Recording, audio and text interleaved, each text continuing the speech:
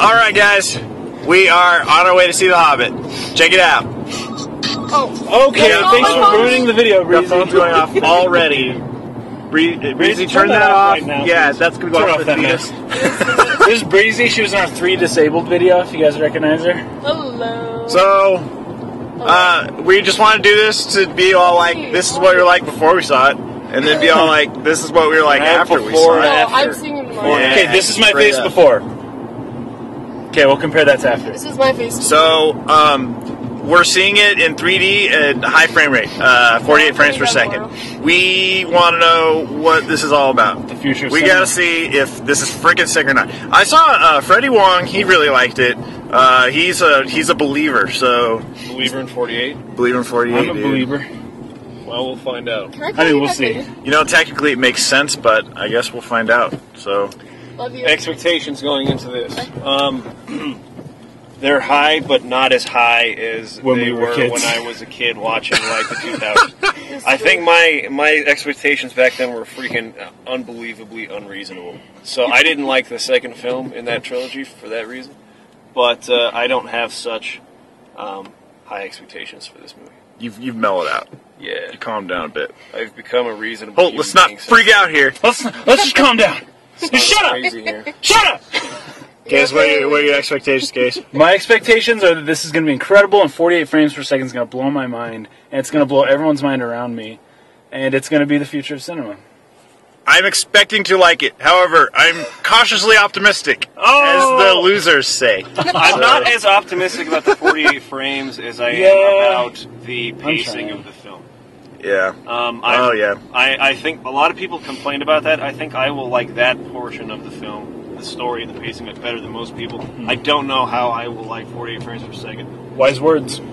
Because there's just certain things about that frame rate. There's too many things you associate it immediately with, like friggin' BBC specials. Bad. Yeah. Like behind the scenes DVD, extras and stuff. Those are shot at higher frame rates. So it might be hard to get over that, but we'll see how it goes. Like an hour into it, if I've forgotten, then that's a good sign.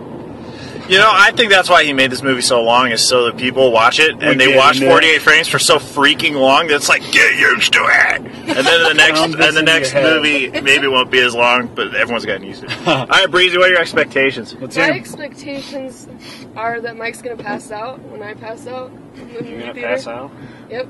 That's because it's good or because it's bad? I don't know. Are we talking about the same I'm movie? just expecting to pass You're just out. going to pass out. Breezy passes out. Yeah. So I'm excited to see his reaction when I freak I'll out. ever pass out. I might. Wait, what were you just saying about me freaking out, though? I just won't be able to concentrate because it'll be so distracting. I'll be really mad, actually. Oh, no. I'll be like insanely angry that you ruined the whole experience for me. Mostly. Oh. Alright, we're out before the fight starts in here. Alright, we'll see you guys on the other side. So, how was it? The movie? It was freaking sweet. I really liked it. I don't know. My expectations were pretty high, but from the things I've been reading and hearing, I kind of like, okay, maybe can't make like 4 awesome movies in a row, right? But no, he totally nailed it. It's freaking sweet. I really liked it. Seeing it in the high frame rate was really off-putting at first. For about, I don't know, for me it took about a quarter of the way into the film before I wasn't really thinking about it anymore. And as soon as I stopped thinking about it, it wasn't an issue. I was starting to get immersed in the film. And it was amazing. The way they used depth in the 3D was really awesome. They avoided a lot of 3D films trying to throw stuff in your face. And there's 1 or 2 shots of something quick coming at you. But other than that, they don't put something in the foreground that you feel like you want to focus on that you can't. And it just drives you crazy. Like this. You can't focus on it, and it stays out of focus even when you focus where it is. It drives you nuts, gives you headaches. They avoided that. They did a really good job with it, I think. And the production design, it's a film that has like both feet firmly in fantasy. Not like the other Lord of the Rings films where one's in reality and one's in fantasy. This is straight up fantasy, so you have to go in expecting that. But with the right expectations, it's phenomenal. They did a great job. And the scene with Gollum in the riddle game, they totally nailed that. And then there's some extra scenes that I didn't know were going to be in there from other stuff, no spoilers, that were really cool too. So So it fit together perfectly. The pacing was great. I liked it. It was freaking awesome. It was more than freaking awesome.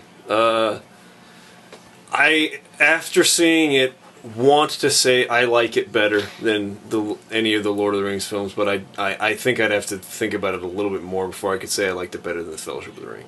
But it's that good. And what I'm really most surprised about is how all the film critics are complaining about the pacing of the film. Because I don't think it's poorly paced at all. In fact, I think it's really, really well paced. And, you know, a lot of people are complaining about, oh, there's not as much material to cover, so it's just really boring that it's dragging out this shorter story. I didn't feel that way at all. I felt like it was the most faithful adaptation from a novel to a film I've ever seen.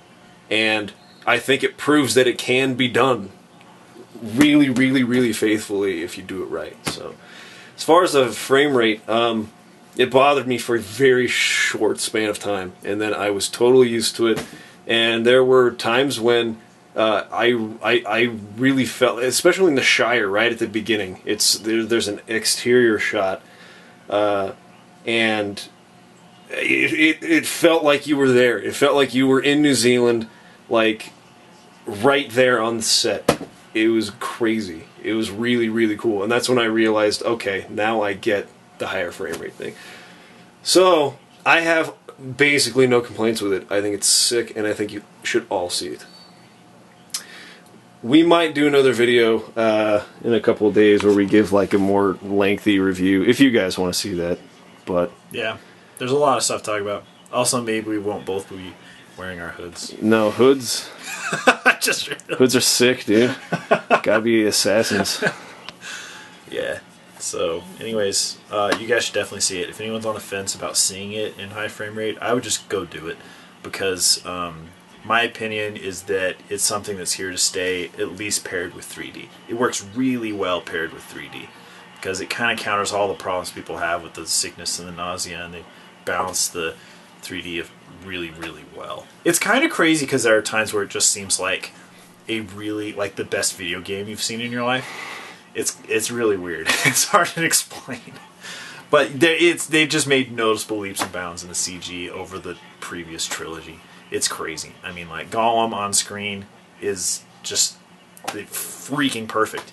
Looking for things that are wrong, you can't find something wrong. And that's saying something at 48 frames and, you know, HD freaking huge screen in front of you. So, go see it! Totally go see it. It's beastly. All right, peace!